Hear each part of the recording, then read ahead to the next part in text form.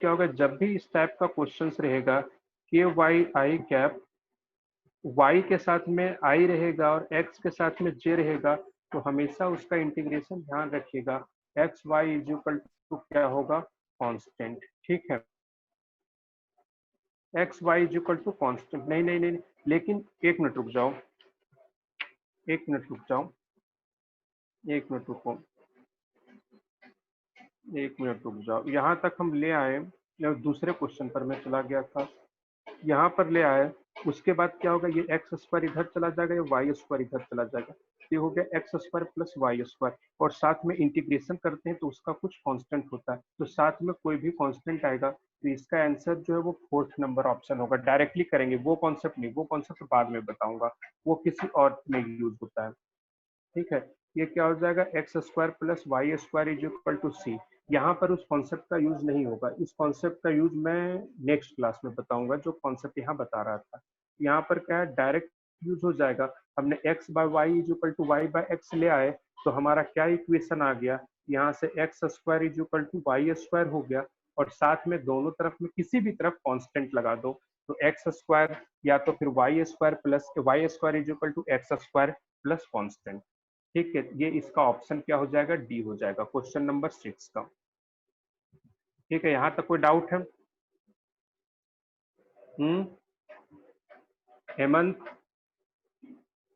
No sir. चलिए next question 7, 8, 9, 10। 7, 8, 9, 10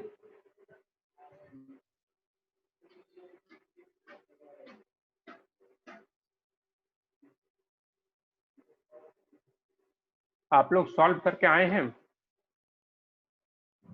yes sir. बताइए 7, 8, 9, 10 में कोई डाउट है तो हाँ बोलिए, नहीं है तो बोलिए नहीं है। सर 7 और 8 और 9 सर सर्कुलर मोशन पे है। अच्छा 7, 8, 9 सर्कुलर मोशन बता दे। चलिए angular horizontal the magnitude of projectile what is the 7, 8, 9 एक बार देखते हैं।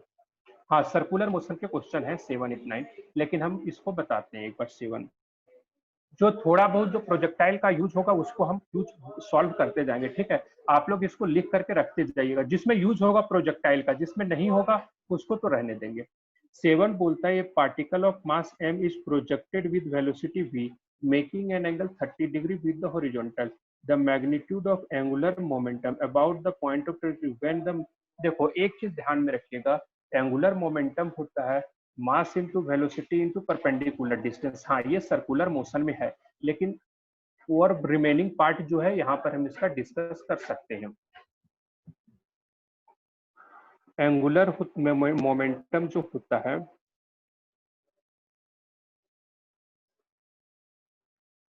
एंगुलर मोमेंटम होता है एम वी इन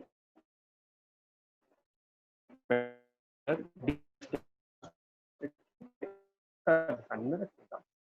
तो आपको ये बोला गया है कि एक प्रोजेक्टिल है,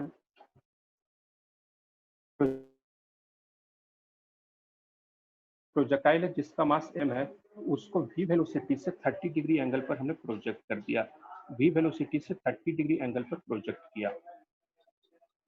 तो इस बात को फॉलो करेगा, तब बोल रहा है जब ये मैक्सिमम हाइट पर होगा उस समय इसका इसके अबाउट एंगुलर मोमेंटम क्या होगा। ठीक है, ये v वेलोसिटी इसका परपेंडिकुलर डिस्टेंस यहाँ से क्या होगा, यही इसका परपेंडिकुलर डिस्टेंस होगा, इस पॉइंट के लाइन में और इसके बीच का जो परपेंडिकुलर डिस्टेंस सही है h यानी कि मैक्सिमम हाइट।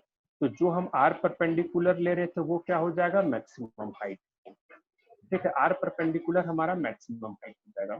ठीक है, वेलोसिटी मैक्सिमम हाइट के ऊपर जो वेलोसिटी रहता है वो कितना रहेगा, v cos 30, v cos 30 यानी √3/2, √3 v/2। ठीक है, और मैक्सिमम हाइट जो रहेगा वो कितना होता है, u square sine square 30 upon 2g। तो यहाँ से आ जाएगा v स्क्वायर साइन 30 क्या होता है 1/2, तो स्क्वायर कर देंगे तो 1/4 हो जाएगा इंटू 2g होगा। ठीक है, तो v स्क्वायर बाय 8g हो जाएगा। तो इसका जो हम सॉरी, हाँ ठीक है। तो इसका जो आंसर आ जाएगा, तो इसका आंसर क्या आ जाएगा, जब हम इसको एंगुलर मोमेंटम लेंगे, जो इसका हम एंगुलर मोमेंटम लेंगे वो हमारा आ जाएगा मास इंटू वेलोसिटी। वेलोसिटी कितना आ गया, √3v/2, और हाइट हो गया v²/8g। तो यहाँ पर आ जाएगा हमारा √3/16 mv³/g। समझ में आ गया। तो देखो इसमें एक सिर्फ इसका यूज हुआ, तो ये इसका ध्यान रखिएगा जब हम सर्कुलर मोशन, रोटेशनल, ये जो एंगुलर मोमेंटम आपको पढ़ाया जाएगा वो पढ़ाया जाएगा रोटेशनल मोशन में। ठीक है, ठीक है। चलिए 8th नंबर जो है, ये समझ में आया या नहीं आया? सर इसमें sir R1 equals to H के कैसे इक्वल हो गया? हाँ देखो, ये परपेंडिकुलर, इस पॉइंट से परपेंडिकुलर डिस्टेंस बोला गया है। तो इस पॉइंट से इसके लाइन में, ये देखो लाइन ऑफ द फोर्स से परपेंडिकुलर डिस्टेंस, तो वेलोसिटी का लाइन ये है, वेलोसिटी के फोर्स का लाइन ये है, यही लाइन है ना। तो ये होगा परपेंडिकुलर डिस्टेंस। या तो देख लो ये जो है पॉइंट ऑफ प्रोजेक्शन का लाइन है, ये रहा, और वेलोसिटी का लाइन ये है। तो इन दोनों के बीच का जो डिस्टेंस है यही क्या हो गया, परपेंडिकुलर हाइट हो गया। यानी उसका इंक्लाइंड हाइट नहीं होता है, परपेंडिकुलर लेंथ चाहिए होता है। ये आपको पता चल जाएगा जब हम एंगुलर मोमेंटम पढ़ेंगे, उसको और डिटेल से पढ़ेंगे सारी चीजें, को परपेंडिकुलर क्यों आता है, कैसे आता है। जब भी हम रोटेशन की बात करेंगे ना, जब गोल गोल घूमने की बात करेंगे, तो वो इफेक्ट जो है सिर्फ परपेंडिकुलर डिस्टेंस के ऊपर ही डिपेंड करेगा। ठीक है, अभी ज्यादा डिटेल में जाइएगा तो कंफ्यूज कर जाइएगा। बस इतना ध्यान रखिए कि, और ये क्वेश्चन जो है आपको टेस्ट में भी मिल जाएगा कहीं ना कहीं, मतलब ये प्रोजेक्टाइल के टेस्ट में नहीं, आफ्टर रोटेशन में। फिर आता है हमारे पास क्वेश्चन है क्वेश्चन नंबर 8। ठीक है, उसके बाद आता है क्वेश्चन नंबर 8। ठीक है, क्वेश्चन नंबर 8 जो है वो प्योर सर्कुलर मोशन है, तो इसको गोल घेरा लगाइए, सर्कुलर मोशन के बाद इसको बताएंगे। ठीक है, क्वेश्चन नंबर 9 भी जो है, आवाज जा रही है? Yes sir. क्वेश्चन नंबर 9 में पूछा है, small particle of mass m is projected at an angle theta with the x-axis with an initial velocity v0 in the xy plane shown in the figure. The angular momentum is the particle. तो direction बताने का फिर वही बात आ गया कि direction बताने के लिए जाएंगे तो इसके लिए डायरेक्शन बताना पड़ेगा एंगुलर मोमेंटम को, इसलिए इसको भी रोकते हैं। सब गोल घेरा लगा करके, इसको गोल घेरा लगा करके लिख दीजिएगा angular momentum, after angular momentum.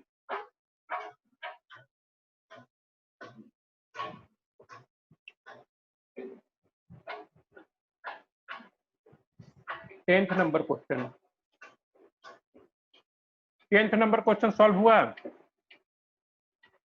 Yes sir. कितना आंसर आया? 24।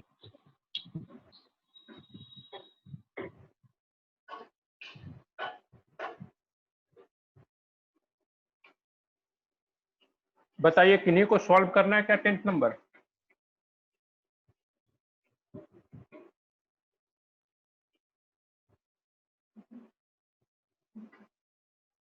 कोई है जिनका डाउट है? 10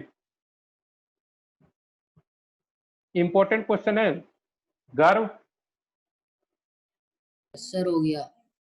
चलिए ठीक है।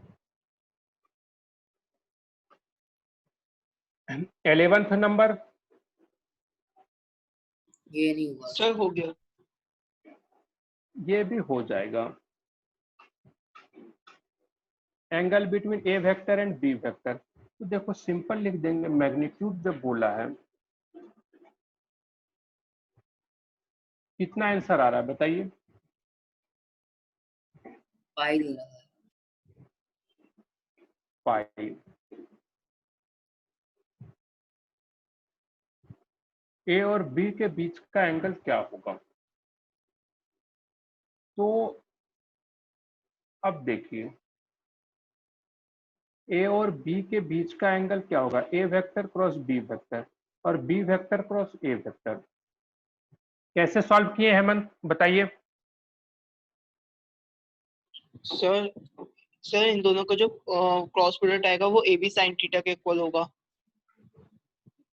और दो sir sine pi minus theta के इक्वल होगा। सर इसे सर थीटा कंपैरिजन कर लेते तो पाई पे वैल्यू इक्वल आ रही थी। सही है, ठीक है। और बताइए, और किन्हीं का डाउट है ये 11th?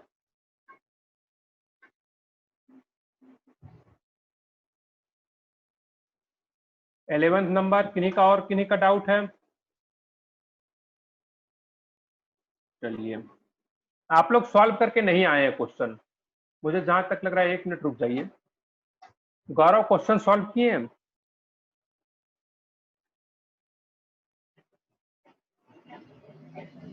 No sir. Hmm, no sir. Khushi? No sir. No sir, चलो। क्षितिज?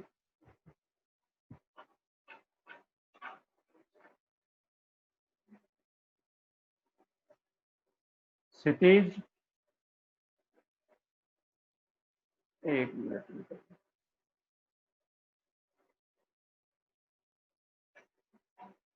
चलो, गुड।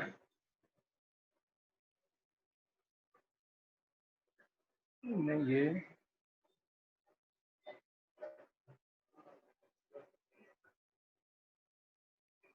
अच्छा।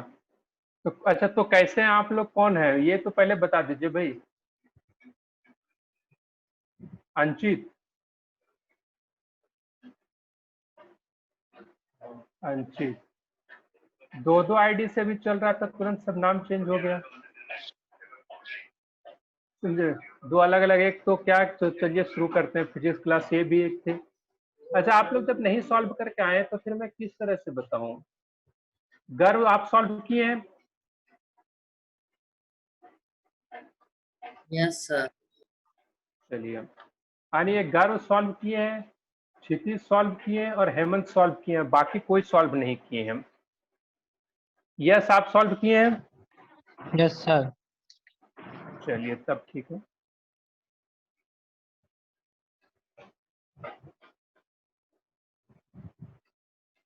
अब एक बात बताइए, अगर मैं अभी पढ़ा दूं, अगर मैं ये सारे डाउट सॉल्व कर दूं, तो आप लोगों का टाइम वेस्ट हो जाएगा ना?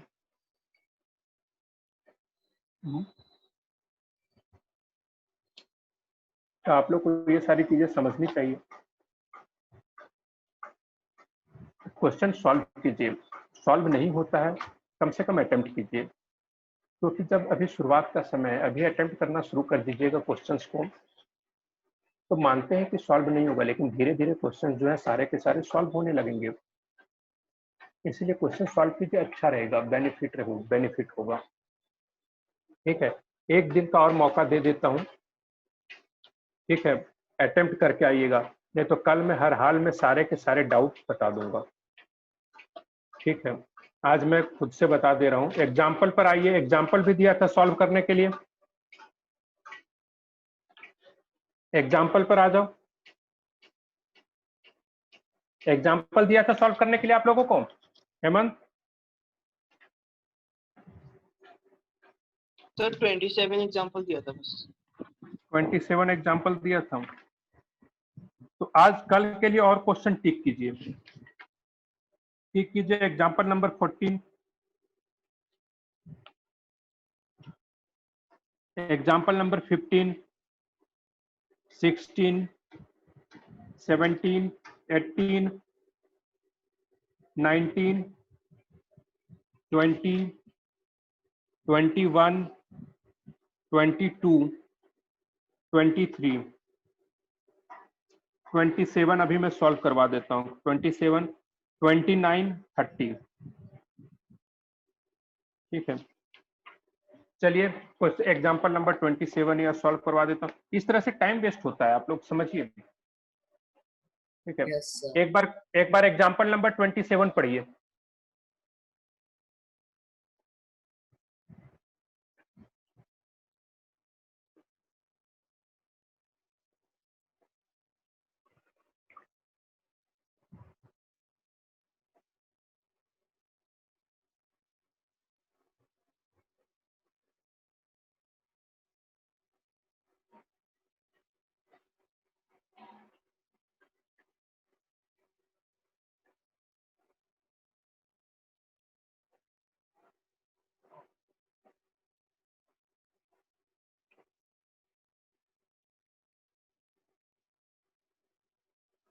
एग्जांपल नंबर 27 पढ़िए।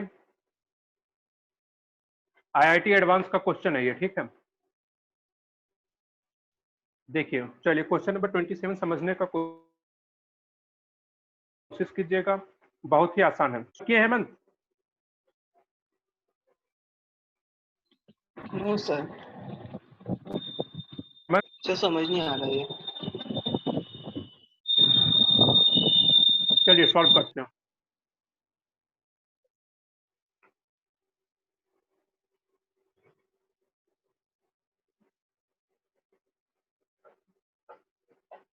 सभी को देखिएगा, सारे के सारे कॉन्सेप्ट आपके क्लास नोट्स के हैं। क्वेश्चन दिया कि एक बॉडी को हमने 10 मीटर पर सेकंड से थ्रो किया।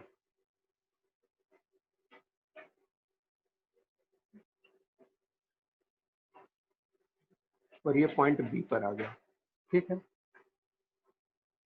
और हमें ये जो ग्रेविटेशनल ये जी जो है वो कितना लेना है, 10 मीटर पर second square.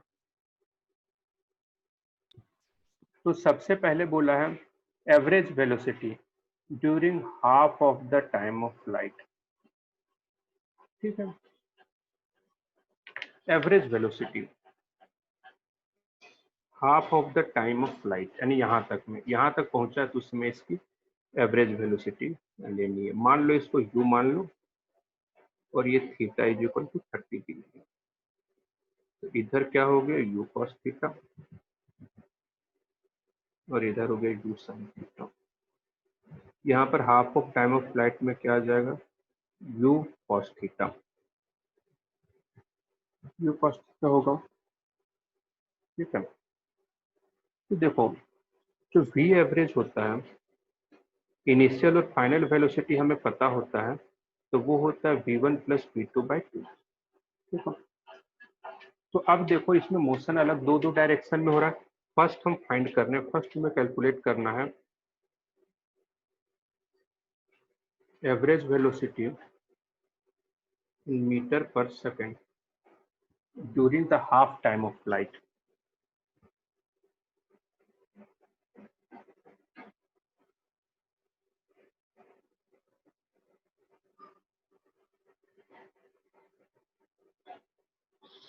During the half time of flight, ठीक है। तो अब देखो, तो एक्स एक्सिस के अलोंग अलग लिखेंगे, एक्स एक्सिस के अलोंग हम लिखते हैं, तो उसमें v average along x axis कितना हो जाएगा, कुछ भी नहीं, चेंज नहीं हुआ, क्योंकि पूरा का पूरा कांस्टेंट कितना है, u cos 30। तो इसका कितनी वैल्यू रहेगा, u cos 30 ही रहेगा। तो कांस्टेंट है तो एवरेज में कोई चेंजिंग नहीं होगा, एवरेज तो तब निकलेगा जब चेंज होगा। यहाँ पर कांस्टेंट है तो इसका v एवरेज सेम रहेगा, u 10 रख दिए हैं, cos 30 की वैल्यू क्या होगा, √3/2, यानी v average along x direction में क्या आ गया, 5√3 मीटर पर सेकेंड। और v average along y direction, v average along y direction क्या हो गया, यहाँ की वेलोसिटी u sin थीटा और यहाँ की वेलोसिटी y डायरेक्शन का क्या होता है, 0। तो यहाँ पर लिख देते हैं u sin 30 प्लस 0/2। तो u sin 30 कितना हो गया, 10 इंटू 1/2, क्योंकि sin 30 की वैल्यू 1/2 और ये 2 हो गया। तो यहाँ पर क्या हो गया, 5/2 मीटर पर सेकेंड। तो अब हमें v average along x axis पता चल गया, v एवरेज वेक्टर अलोंग क्या हो गया, v average along x axis i cap पता चल गया, v average along y axis का j कैप पता चल गया। तो हमें नेट मैग्नीट्यूड पता करना है v एवरेज का, तो इसको लिख देंगे root under v average along x का whole square plus v average along y का होल स्क्वायर। ठीक है, तो ये लिख देंगे root under v average along x, तो यहाँ क्या लिखेंगे 5√3 का होल स्क्वायर प्लस 5/2 का होल स्क्वायर। ठीक है, तो यहाँ पर हो जाएगा रूट अंडर 5 का स्क्वायर 25, √3 का स्क्वायर 325 इंटू 375 प्लस 25/4। तो यहाँ से जो आंसर आ जाएगा, तो यहाँ से कैलकुलेट कीजिएगा तो आ जाएगा 5/2 इंटू √3 मीटर पर सेकेंड। तो ये हो गया आपका एवरेज वेलोसिटी। ठीक है, चलिए एक हुआ इसमें, इसका स्क्रीनशॉट लीजिए। क्या कहीं नोट करना है तो नोट कीजिए। चलिए इसको नोट डाउन कीजिए, फटाफट नोट कीजिए।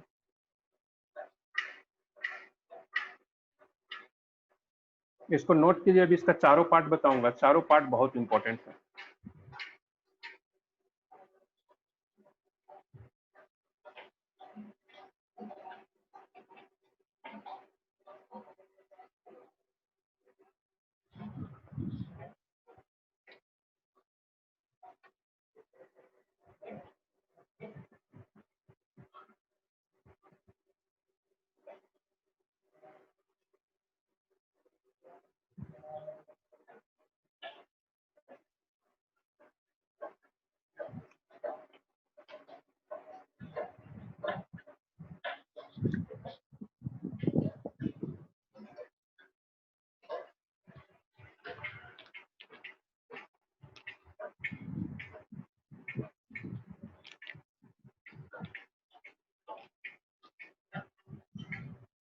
हो गया, नोट कर लिए? Yes sir. चलिए इससे आगे ये इधर ये रहा, यहाँ तक नोट कीजिए।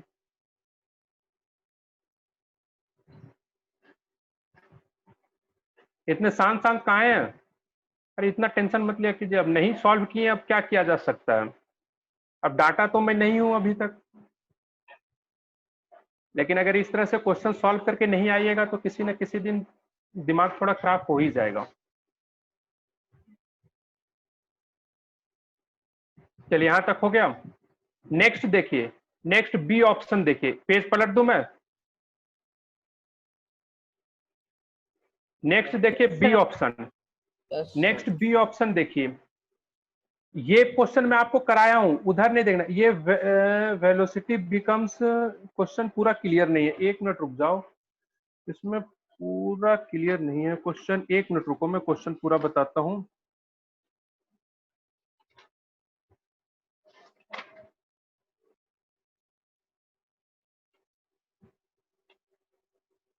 बोल रहा है कितने समय के पश्चात सदिश का प्रारंभिक वेग के सदिश तथा प्रारंभिक वेग के अच्छा हाँ, becomes pi/2, p/2 no, pi/2, the time after which the angle between velocity vector and initial velocity vector becomes pi/2। Direct class notes का क्वेश्चन है आपका, थोड़ा ध्यान से देखिए और इसके सॉल्यूशन पर मत जाइएगा, इसका सॉल्यूशन सेटिस्फैक्टरी नहीं है मेरे लिए।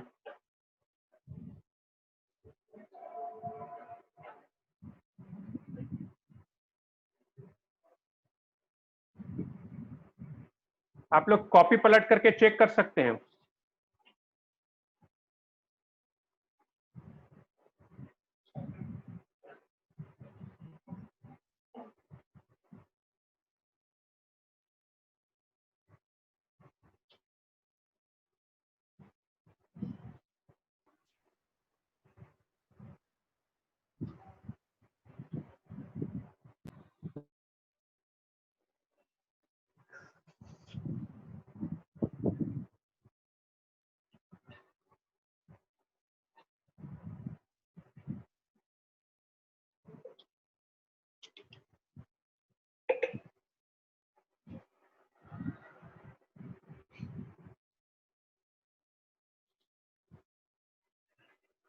देखिए क्वेश्चन क्या कहना चाह रहा है।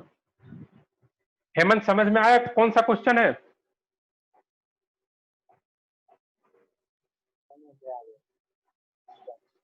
Hemant yes sir. जी, देखिए आप लोग को मैं बता चुका हूँ। आप लोग को एक क्वेश्चन डिस्कस किया था, सेम टू सेम वही है। आप लोग को एक क्वेश्चन डिस्कस किया था कि अगर किसी ऑब्जेक्ट को u वेलोसिटी से थ्रो किया जाता है तो कितने समय के बाद इसकी वेलोसिटी इनिशियल के परपेंडिकुलर होगी। यानी ये इस डायरेक्शन में है तो कितने समय पर ये इस जो वेलोसिटी होगी वो क्या हो जाएगी, परपेंडिकुलर हो जाएगी। तो आप लोग, और ये थीटा एंगल पर, तो आप लोग लिखे थे u vector is equal to u cos theta i cap. Derivation में होगा, पूरा डिटेल बताया हूँ इसको। u cos theta i cap plus u sin theta j cap, ठीक है। और यहाँ की जो वेलोसिटी थी v, v एक vx इधर थी, vy इधर थी, इधर vx हो गया, इधर vy।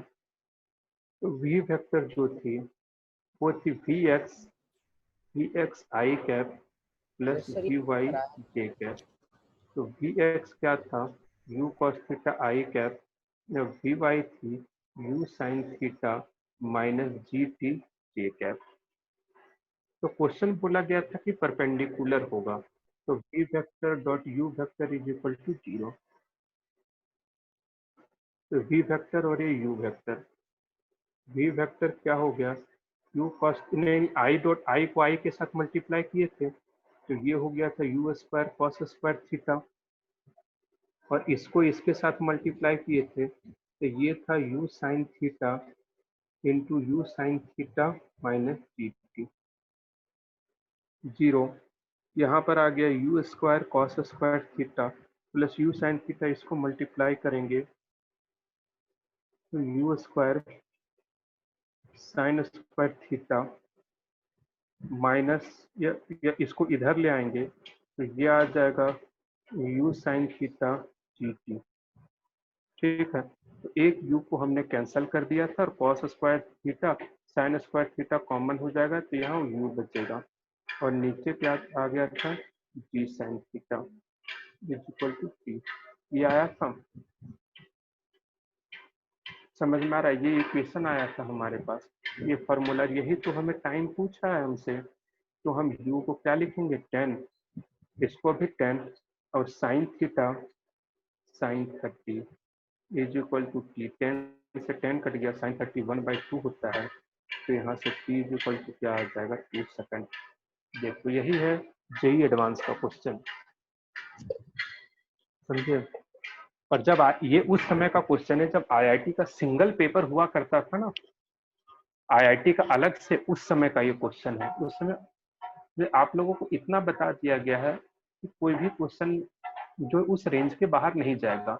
अब डिपेंड आपके ऊपर करता है कि आप कितना पढ़ते हैं, ठीक है। चलिए इसको फटाफट नोट डाउन कीजिए तुरंत।